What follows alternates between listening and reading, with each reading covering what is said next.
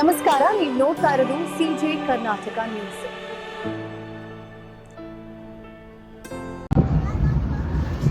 ಹಿರೇಮಠದ ಪರಮ ಪೂಜ್ಯ ಶ್ರೀ ಮಲ್ಲಿಕಾರ್ಜುನ ಸ್ವಾಮೀಜಿಗಳ ಪಾದಗಳನ್ನ ಭಕ್ತಿಪೂರ್ವಕ ನಮನಗಳನ್ನು ಸಲ್ಲಿಸಿ, ಅದೇ ರೀತಿ ಮಮದಾಪುರ ವಿರಕ್ತ ಮಠದ ಪರಮ ಪೂಜ್ಯ ಆತ್ಮೀಯರಾಗಿರುವಂತಹ ಶ್ರೀ ಮುರುಗೇಂದ್ರ ಮಹಾಸ್ವಾಮಿಗಳ ಪಾದಗಳನ್ನ ಭಕ್ತಿಪೂರ್ವಕ ನಮನಗಳನ್ನು ಸಲ್ಲಿಸಿ,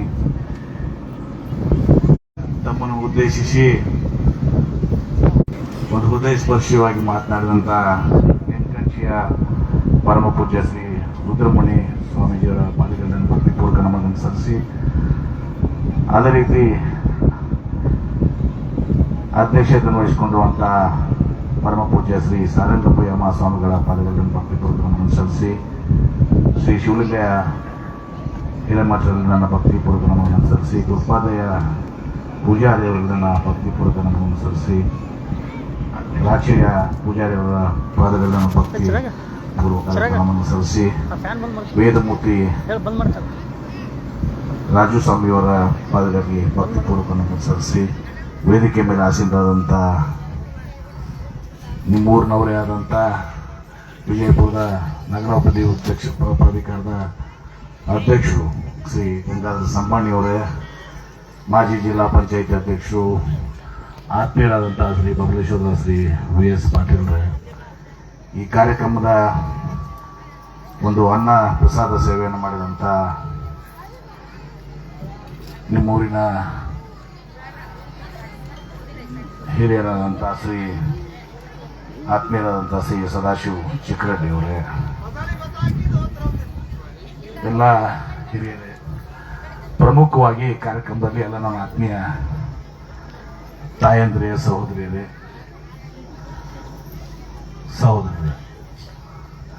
ತಾವು ಇಷ್ಟೊಂದು ಭಕ್ತಿಯಿಂದ ಶ್ರದ್ಧೆಯಿಂದ ಇವತ್ತು ಚಿಕ್ಕಪ್ಪನವರ ದೇವಸ್ಥಾನ ಉದ್ಘಾಟನಾ ಕಾರ್ಯಕ್ರಮದಲ್ಲಿ ವಿಶೇಷವಾಗಿ ನನ್ನ ಸಹೋದರಿಯರು ತಾಯಂದರು ತಾವು ಬೆಳಗ್ಗೆಯಿಂದ ಇವತ್ತು ಸಹ ಕುಂಭವನ್ನು ಹೊತ್ಕೊಂಡು ಬಂದು ತಮ್ಮ ಭಕ್ತಿ ಶ್ರದ್ಧೆಯನ್ನ ಇವತ್ತು ಸಹ ಸಮರ್ಪಣೆಯನ್ನು ಮಾಡಿದ್ರೆ ನಿಮಗೆ ಹೃದಯಪೂರ್ವಕವಾದಂಥ ನಮ್ಮನ್ನು ಅನುಸರಿಸ್ತಾರೆ. ಜಾಸ್ತಿ ಮಾತನಾಡಕ್ಕೆ ಹೋಗುದಿಲ್ಲ,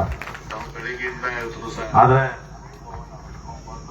ಕೆಲವೊಂದು ಮಾತುಗಳನ್ನ ಹೇಳ್ಬೇಕಾಗ್ತದೆ.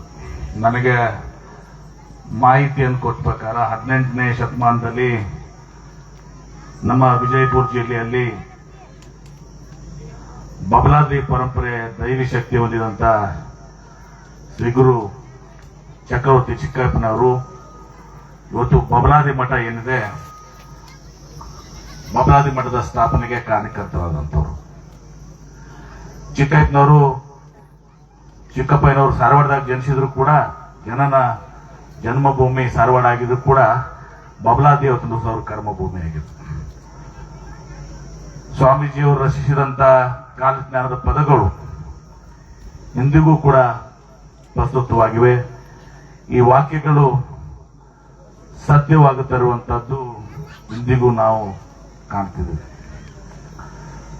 ಚಿಕ್ಕಪ್ಪನವರ ನುಡಿಗಳನ್ನ ಹಾಡಿನ ಮೂಲಕ ತಾತ್ವಿಕ ಅರ್ಥದ ಹಾಡುಗಳನ್ನ ಕೂಡ ರಚಿಸಿದರೆ, ಅವುಗಳಲ್ಲಿ ಇಲ್ಲೇ ಮುಳುಗಿತಯ ಹಡಗು ಇಲ್ಲೇ ಮುಳುಗಿತ್ತು, ಅಲ್ಲಿ ಇಲ್ಲಿ ಎಂದರೆ ಇಲ್ಲೇ ಮುಳುಗಿತಯ ಹಡಗು ಇಲ್ಲೇ ಮುಳುಗಿತ್ತು ಒಂದು ಬಹಳ ಅತ್ಯಂತ ಎಲ್ಲರಿಗೂ ಕೂಡ ಬಹಳಷ್ಟು ಉಪಚಾರವಾಗಿರುವಂತಹದ್ದು.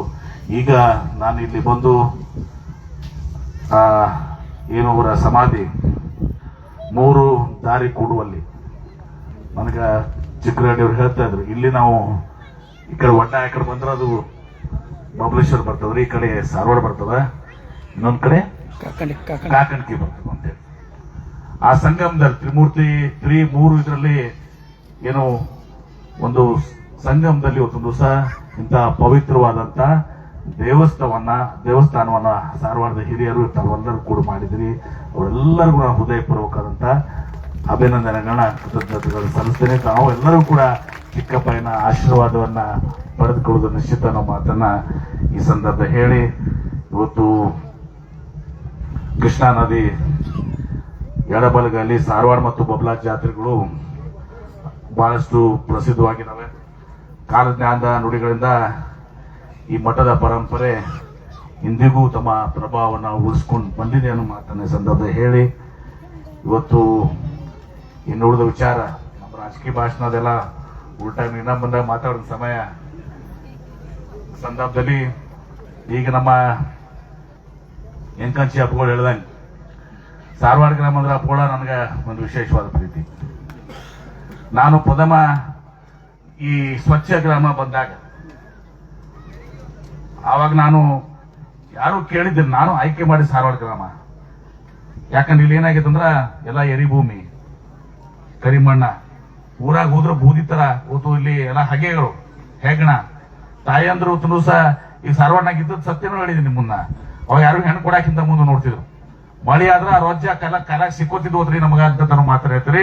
ಇವತ್ತು ಸ್ವಚ್ಛ ಗ್ರಾಮವನ್ನು ಫಸ್ಟ್ ಸ್ವಚ್ಛ ಗ್ರಾಮ ನಾನು ಯಾವ ಊರಿಗೆ ಹಾಕಿದ್ರಂದ್ರ ಇವತ್ತು ಸಾರವಾಡ ಗ್ರಾಮಕ್ಕೆ ನಾನು ಹಾಕಿದ್ದೆ.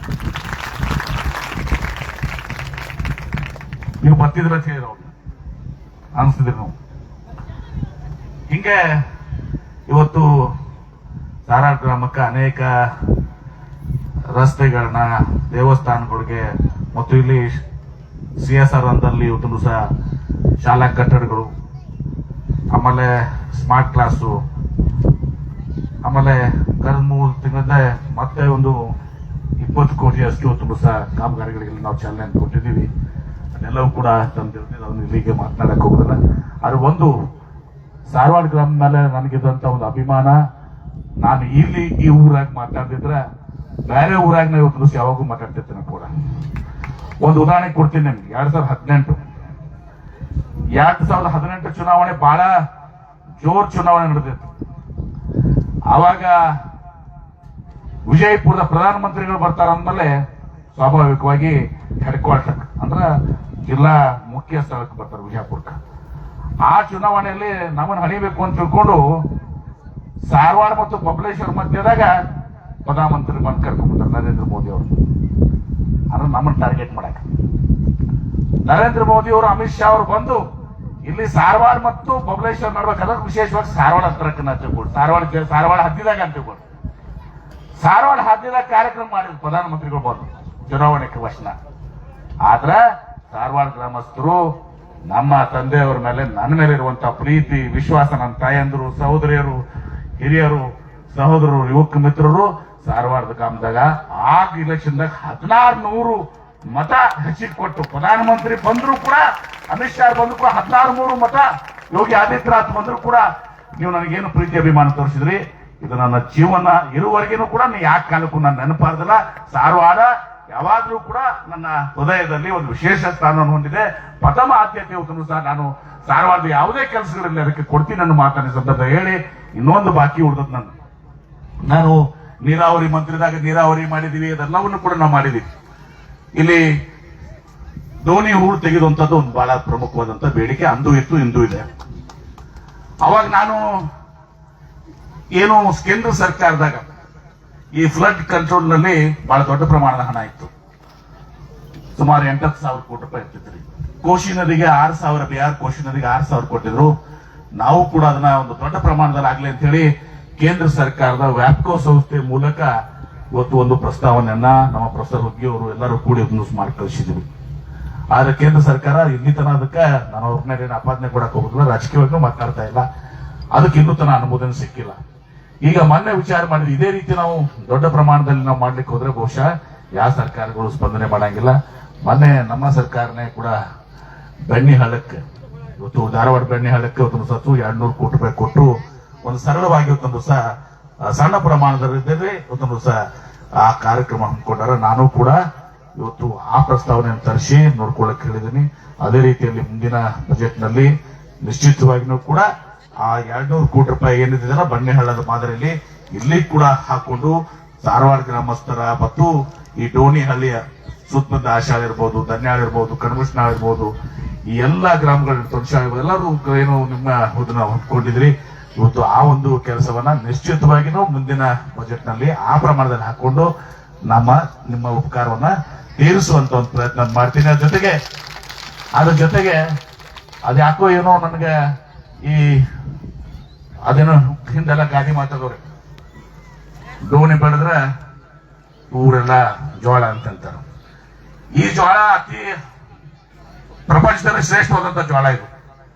ಇದಕ್ಕೆ ಬೆಂಬಲ ಬೆಲೆನೂ ಸಿಗ್ಬೇಕು ಮತ್ತು ಇದಕ್ಕೆ ನಾವು GI ಟ್ಯಾಗ್ ಅಂತ ಬರ್ತದೆ, ಜಿಯೋಗ್ರಾಫಿಕಲ್ ಇಂಡಿಕೇಟೆಡ್ ಅಂತ ಹೇಳಿ.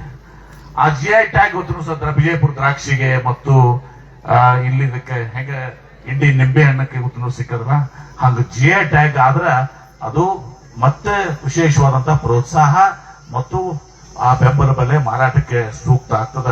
ಆ GI ಟ್ಯಾಗ್ ಕೊಡಕ್ಕೂ ಕೂಡ ನಾನು ಈಗಾಗಲೇ ನಾನು ಜಿಲ್ಲಾಧಿಕಾರಿಗಳು ಸೂಚನೆ ಕೊಟ್ಟಿದ್ದೀನಿ ಪ್ರಸ್ತಾವನೆಯನ್ನ ಸಲ್ಲಿಸಲಿಕ್ಕೆ. ಅದನ್ನು ಕೂಡ ನಾನು ಮಾಡ್ಕೊಡ್ತೀನಿ ಅನ್ನೋ ಮಾತನ್ನು ಹೇಳಿ ಇವತ್ತು ಜಾಸ್ತಿ ಮಾತನಾಡದೆ ಬೆಳಗ್ಗೆಯಿಂದ ಸಾಯಂಕಾಲವರೆಗೆ ತಾವು ಬಂದು ಎಲ್ಲರೂ ತಮ್ಮ ಭಕ್ತಿ ಶ್ರದ್ಧೆಯಿಂದ ಚಿಕ್ಕಪ್ಪಯ್ಯನ ಸೇವೆಯನ್ನು ಮಾಡಿದಿರಿ. ತಮ್ಮೆಲ್ಲರಿಗೂ ಕೂಡ ಚಿಕ್ಕಪ್ಪಯ್ಯ ಆಯುಷ್ಯ ಆರೋಗ್ಯ ಸಮೃದ್ಧಿಯನ್ನು ನೀಡಿ ತಮ್ಮೆಲ್ಲರ ರಕ್ಷಣೆ ಮಾಡಲಿ. ಸಾರವಾಡ ಗ್ರಾಮ ಇನ್ನೂ ಹೆಚ್ಚಿನ ಸಮೃದ್ಧಿಯನ್ನ ಆಗಲಿ ಚಿಕ್ಕಪ್ಪಯ್ಯನ ಆಶೀರ್ವಾದದಿಂದ ತನ್ನ ಮಾತನ್ನು ಹೇಳಿ ನನ್ನ ಮಾತಿಗೆ ವಿರಾಮ ಹೇಳ್ತೇನೆ. ನಮಸ್ಕಾರ.